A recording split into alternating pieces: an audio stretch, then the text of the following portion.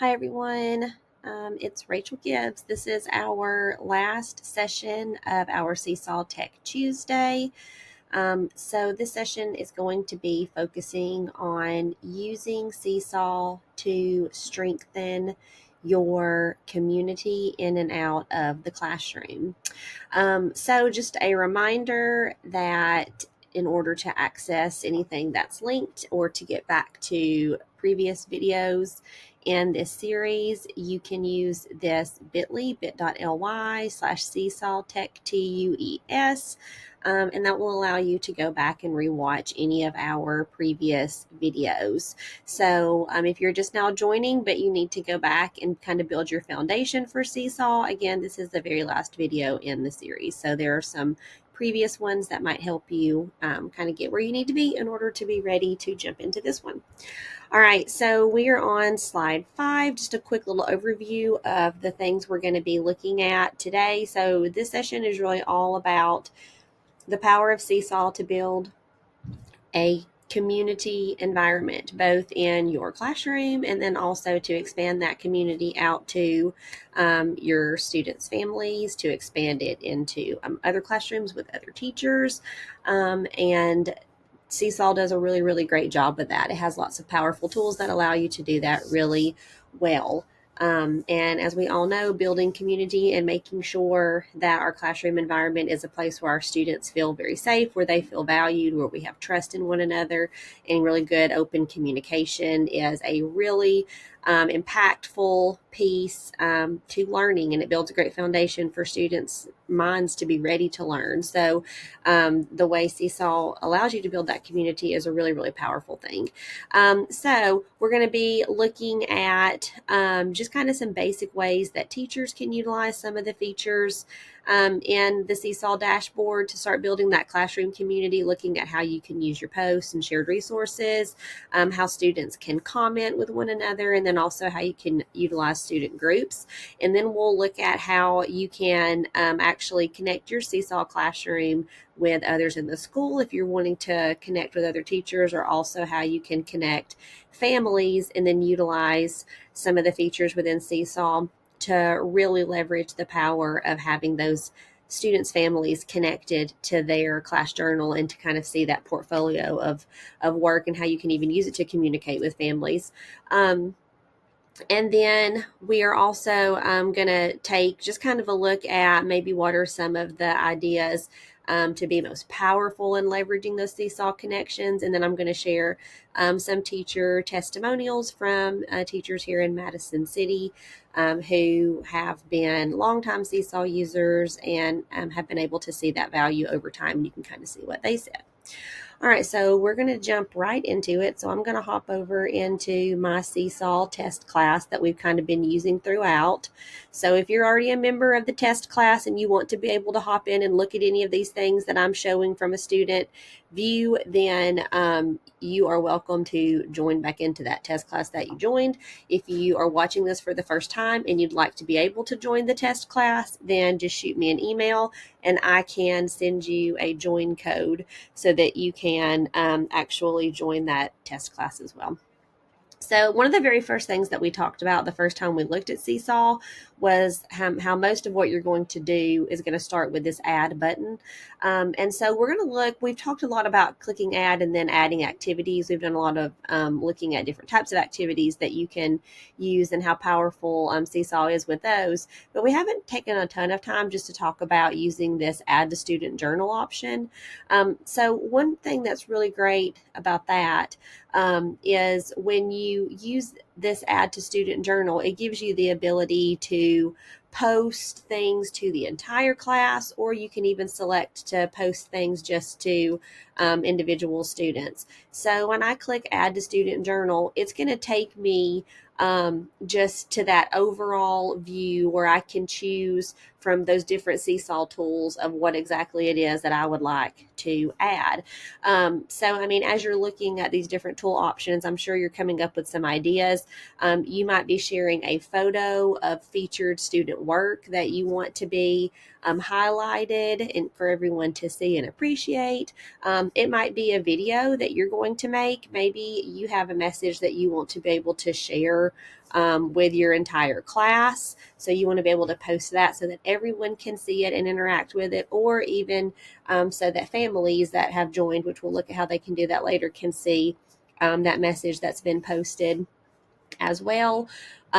Or you can even use upload to upload a file that you have on your device, or linking is a really great tool.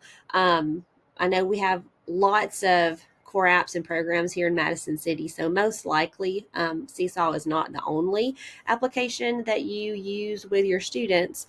So if you have something in Canva that you want them to be able to easily access, because Seesaw is your learning platform that you kind of house everything on for your students, but you want them to be able to work in Canva for a moment.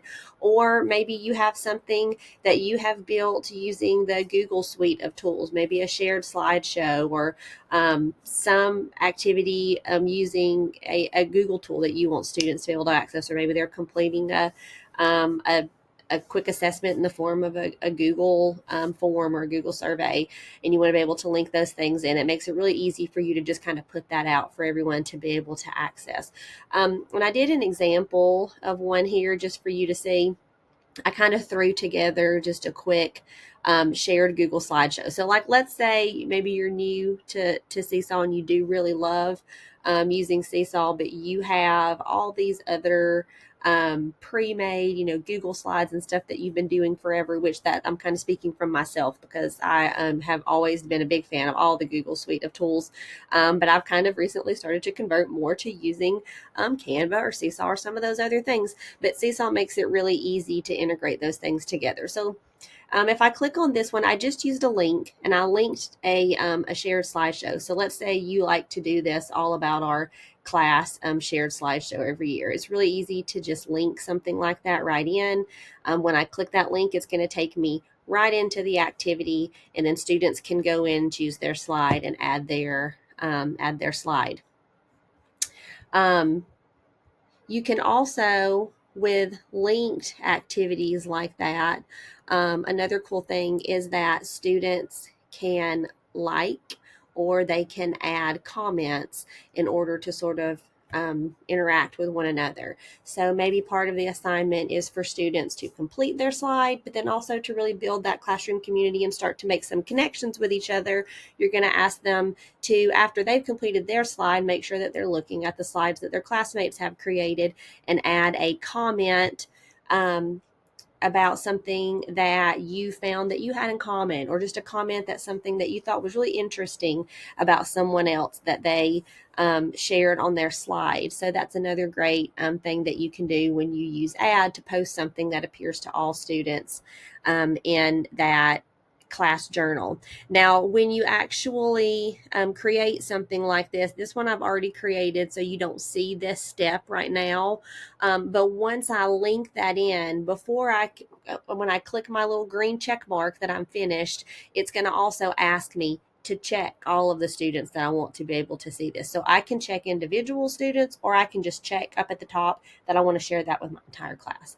And that will make it so that everyone is able to see that activity and interact with it. Now, we were talking about comments. One thing that you do need to know about that, I'm going to go click our little wrench over here that we've used in the past to kind of look at our settings.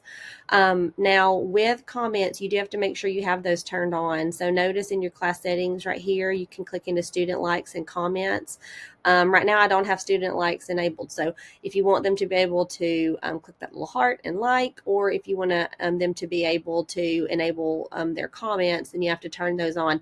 Notice also that there is an option to toggle on that new comments require your approval, which is another great tool that Seesaw has built in, and I would highly suggest going ahead and turning that on. That can help you avoid any kind of conflict for someone who maybe is not making the best decision with the comments that they're choosing to leave on other people's work. So you do have that option to go into settings and make sure that those are all set up the way that you want.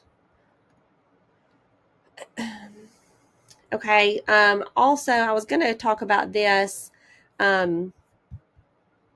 I was actually going to talk about this one last session, and I forgot it and left it out. But another really cool thing that you can do is you can set up student groups. So I think this is another great community builder, but it's also a really powerful instructional tool. So again, when you're in your settings, if you will click into this manage student groups option, right now I don't have any groups that I've created, but let's say maybe you have your students working on individual projects, or you have your students differentiated based on need or ability level, so that you're making sure that you're really meeting their needs and meeting them where they are. It will help you to be able to assign things that cater to their needs if you have student groups set up. So let's say maybe I have my groups by colored, or by different colors. So maybe this is yellow group. From there, you can change the icon of the group, and I can go through and assign who's going to be in that group.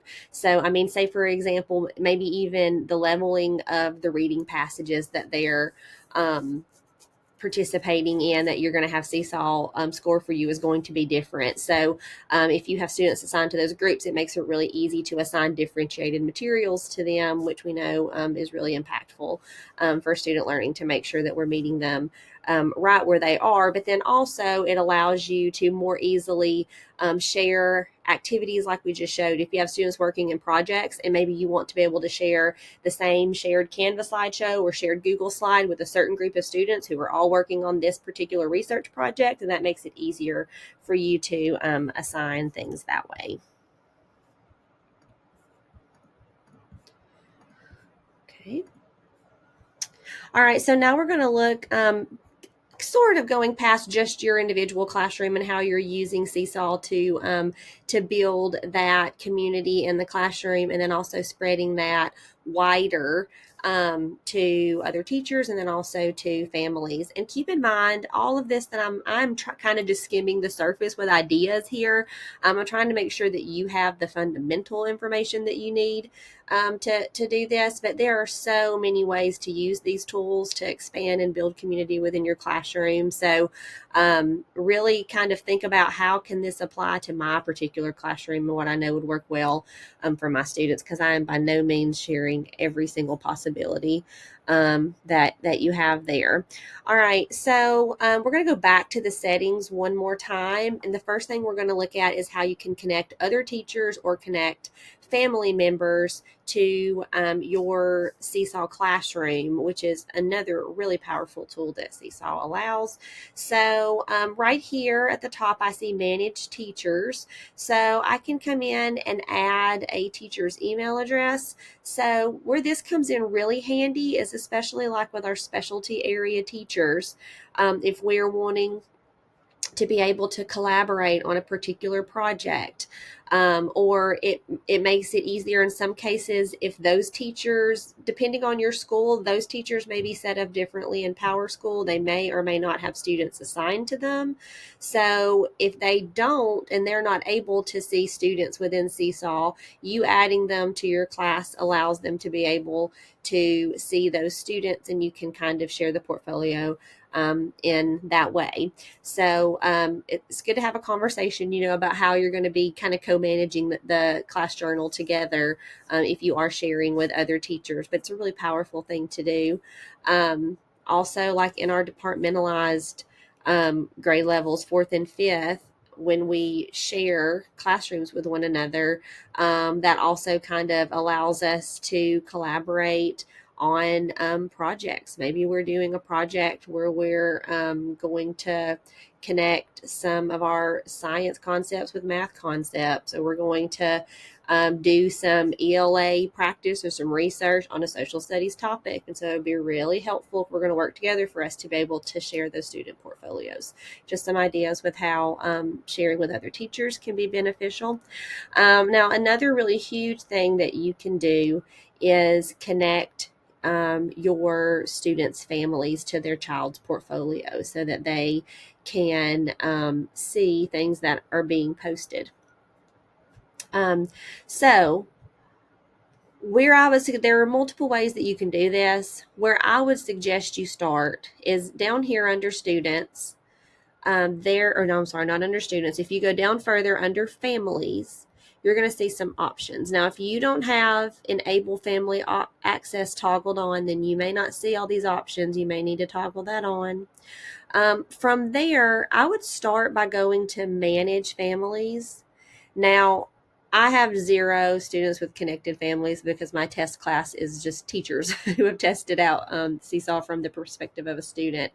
Um, but for us in our school district, because now at this point we're getting close to our 3rd year of having district access with Seesaw, so we're going to have plenty of students who are going to be coming up into um, their next classroom with their families already connected.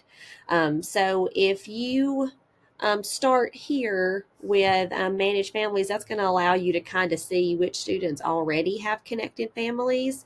And then that will allow you to figure out who you do need to still connect. So you can use this invite families option. That's going to bring up a list of your students for you, and then you can go through and add in those email or mobile number to send out an invite to those family members so that they can then connect with their students' portfolio. Okay, so let's look at, once we have families connected, we're going to look a little bit at what messaging looks like. We'll talk about Seesaw translation. I probably won't be able to show you that because it's not going to show up because I'm not a family member, but we'll talk about it. And then just some really powerful ways that we can use Seesaw with our connected families.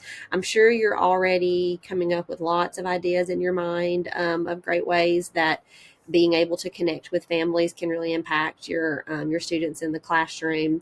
Just a few things to kind of know. You do have this messages section up here.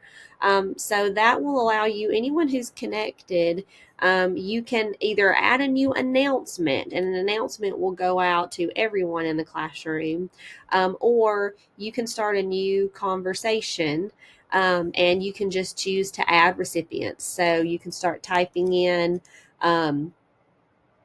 the name of a family member or student, and then that's going to bring that person up for you, and you can actually start a communication that way. I do want to give just one little word of warning with messages, though.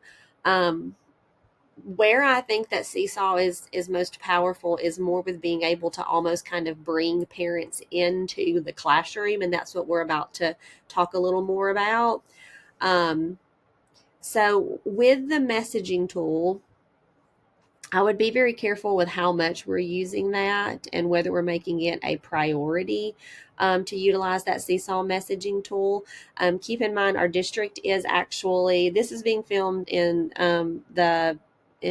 April of 25. So we are getting prepared to move to Parent Square next school year, which is an overall messaging system that all of our teachers will be utilizing with families. And so that's honestly our number one messaging for important communication that we're making with families. So I would really think about limiting the messaging that I use within Seesaw. One thing to consider would be if there is something that you want to be able to share directly from Seesaw, it makes it a lot easier to share those things. If you're utilizing Seesaw messaging, for example, if you're wanting to share student progress, or if you know that your parent is going to need to have something translated, Seesaw has a really good feature where the parent is able to click right below the message and see translation options. So Seesaw is set up so that if it detects that the device that's being used is using a different language than the language the message was sent in, then it will give that option to translate. So that's another good scenario where it might make sense to use Seesaw messaging, but just remember to maybe think about limiting that, since Parent Square is going to be our main messaging platform. Well, I talked about being able to share student progress, so I'm going to click over to this progress tab. So one thing that you can do when you're in the progress tab, you have the option to choose different students. So I'm going to do that. And then I can actually click into an assignment that a student completed, or kind of pull up their overall progress. And Seesaw makes it really easy for me to be able to copy, use that link,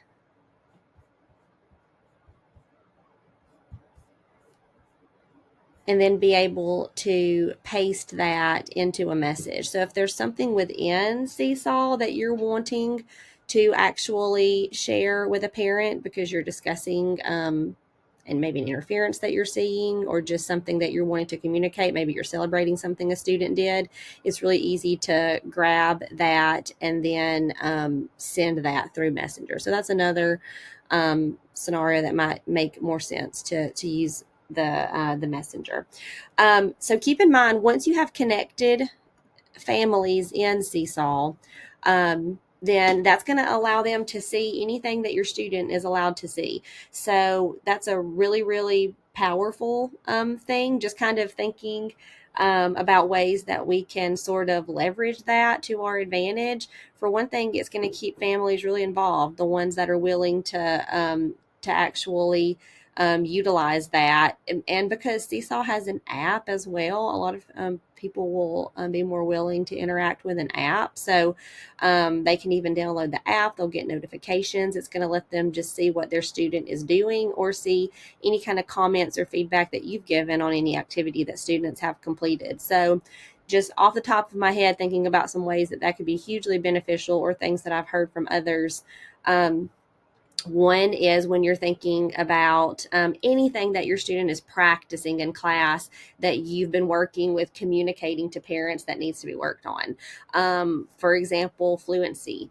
A lot of times parents don't realize what the struggle sounds like because they don't hear their students reading in that setting that they are actually practicing their reading fluency, their math fluency, anything within the actual classroom. So with Seesaw, if they're recording themselves reading, or if they're completing those reading fluency assessments, then parents are going to be able to actually see that. Anything that they're doing, that they're communicating through video, parents are going to be able to go in and see that and actually see their students in action. It's going to give really good evidence of what's happening, or however they're completing it. If it's something that they're drawing, they're typing, they're using their voice, their parents will be able to see those posts, and it kind of helps make it a little easier for you to communicate with those parents as to what's happening. It's another really great piece of evidence to have in a parent conference. So not only can you kind of work together when you're not in the same place, but when you're having those meetings, it allows you to pull something up that's really tangible to help parents really understand what it is that you're talking about. So it's not just you kind of making up this experience, but they're able to sort of see what you're referencing when you're talking about students' needs. So those are some really helpful ways to use that. And then also just to help connect you with families. It's really powerful to have those connections with your families and to be working towards things together. And then also for them just to feel that they are a part of the classroom and know what's going on. So it just lets them see celebrations of their students' work, just lets them kind of follow the learning that's taking place and just feel a little more involved and understand more what's going on. So really, really powerful to be able to do that. So the last thing that I linked in here were just a few teacher testimonials. I can talk to you guys about what I know is great about Seesaw, but I know it's really beneficial for you all to see what actual teachers who have been using it have said. So this is just going to take you to a quick little slide that I threw together. If you want to be able to see what some of our teachers in Madison City highlighted as the most powerful features within Seesaw. And not surprisingly, a lot of them really had to do with that community building aspect, the ability to communicate, comment, connect with families. So I'm going to let you guys kind of explore that on your own. I'm not going to read each of these to you, but that will give you even more in-depth ideas of ways that those communication features have been helpful. I linked in a slide here that came from one of our transformative teachers who did one of her main projects throughout her process on Seesaw, and it was a kindergarten classroom, and she spent a lot of time um, figuring out how Seesaw could help her better assess fluency. And this was before that reading fluency tool that we talked about in the last session was even created. So this is before it would even grade fluency for you. But you can see in her pie chart over here, she broke it down to when using Seesaw. She was able to, if she really sat and focused on doing this was like at the maximum. You probably wouldn't do this all the time, but in her experiment, she was able to listen to 224 pages being read by her students within a week compared to 30 that she would have been able to listen to if she had just had students coming back to her small group table. So it's just that ability for students to do things, but what they're doing is kind of recorded and trapped in space, and you can go back and see it whenever you need to. So that's hugely powerful. And then I also linked, again, I mentioned these last week, but if you wanted to take a look at these are two videos that kind of let you see how two different teachers utilize Seesaw as their independent reading and accountability tool, and it will kind of walk you through how Seesaw has been really beneficial for that. Not only for students to be held accountable that they are completing that independent reading, but it's also really motivational. They get really excited about doing it, and it's a really great way to do it without a lot of stress on the teacher. Students can basically manage it themselves once the basic format is set up. So that's another great way that you can utilize Seesaw to kind of build that community and enabling our students to take kind of their own autonomy and complete things on their own. All right, so I also linked here this resources for families. That's going to take you to Seesaw's family resource page, which they have a really great collection too of things that you can send out to families to help them better understand how to utilize that family side of Seesaw so that it's not all on you to help parents understand all of that. So make sure if you are starting to connect your families, visit that and see if there are some things you want to grab and send out. They have newsletters, quick little tutorials, all kinds of things that you can share that make it really easily for families to learn how to interact with their parents or with their students. Seesaw journals. So there's all that. And then that pretty much brings us to the end of our Seesaw Tech Tuesday series. So I hope that you guys have gotten a lot out of that. Hopefully, if nothing else, if you were afraid to get started with Seesaw, then you feel confident enough to at least give it a try, maybe try out some things at the end of this school year or into next school year, depending on when you are watching the virtual learning series. And don't forget, on the last slide, once you have completed the sessions that you've chosen to take part in, be sure to visit the last slide here on the learning guide and click that button to complete your form. That's going to allow you to receive PD credit for completing the lessons within the series. And also remember, you are not required to watch every single one. If you were already comfortable with Seesaw, but you wanted to learn some more in-depth things and maybe you just watched the last two, that's totally fine. You'll have the option once you go in to click in and indicate which actual videos you completed, and you'll earn a half hour of credit for each one that you did complete. But don't forget to do that so that I can assign you your PD credit. All right, well, thank you guys for joining me for Seesaw Tech Tuesdays. Like I said, I hope that it was helpful. And if there's anything that you need from me, anything that you want to try with someone else before you do it completely on your own, then please don't hesitate to reach out to me. I'm happy to help you with anything I can.